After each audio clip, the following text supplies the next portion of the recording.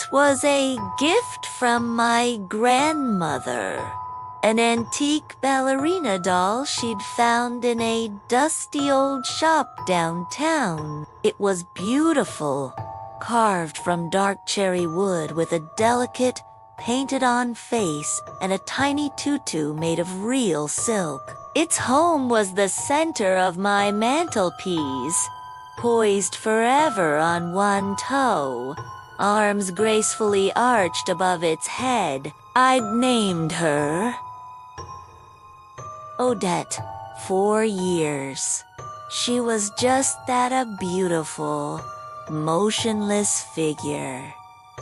Until last Tuesday, I was in the living room, reading a book, when a faint, high-pitched melody started playing. It sounded like a tiny music box, tinny and distant. I looked around, confused, trying to pinpoint the source. That's when I saw it. Odette was spinning, slowly, gracefully. She turned on her wooden base, rotating like a real ballerina in a pirouette. The music grew a little louder, a simple, haunting tune I'd never heard before. I was frozen, my book slipping from my hands. It was impossible. There was no key to wind, no mechanism I'd ever seen. Yet she spun.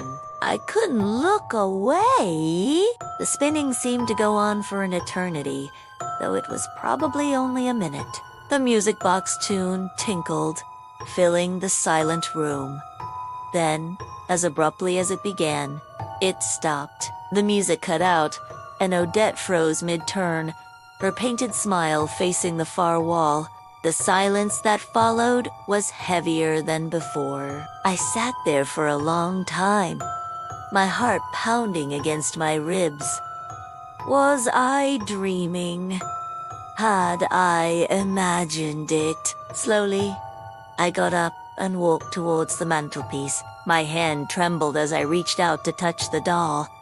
She was cold and still, just as she always was. I felt a wave of relief wash over me. It must have been a trick of the light, a waking dream. I picked her up to put her back in her original position. That's when I felt it. A rough patch on the smooth, polished wood of her base. I turned her over. My blood ran cold. There, freshly carved into the wood, was a name. Clara. It was scratched in a messy, almost childish scrawl, completely different from the elegant maker's mark on the other side. I dropped the doll with a clatter. Clara? My neighbor?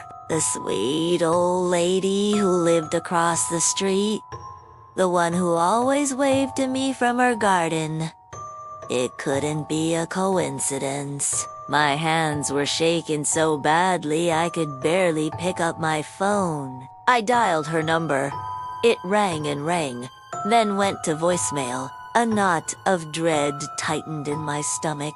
I spent the rest of the night calling, pacing, staring at the doll lying on the floor. The next morning, I saw the ambulance.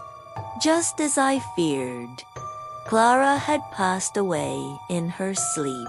The paramedics said it was a peaceful, natural passing, but I knew better. How could I explain this? A dancing doll that predicts death. Who would ever believe me? I felt like I was losing my mind. I wanted to throw the doll away, smash it into a million pieces, but I couldn't. It was my grandmother's last gift to me. With a heavy heart, I placed Odette back on the mantelpiece, her back turned to the room.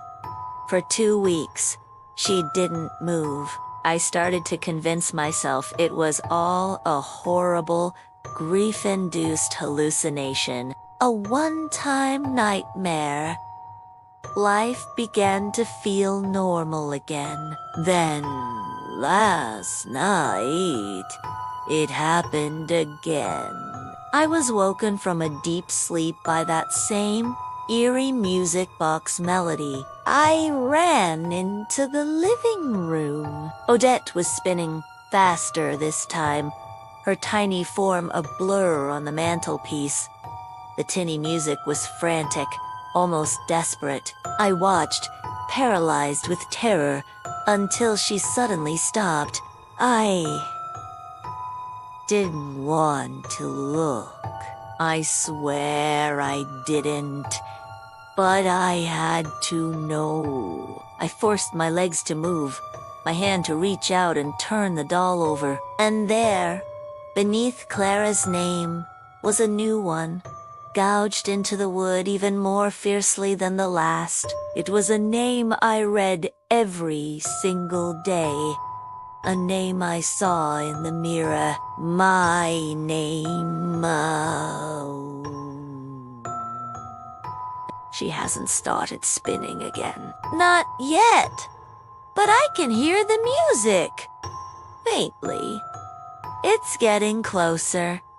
Thanks for tuning in. If this story sent a chill down your spine, don't forget to hit that like button and subscribe for more tailies from the shadows. See you next time.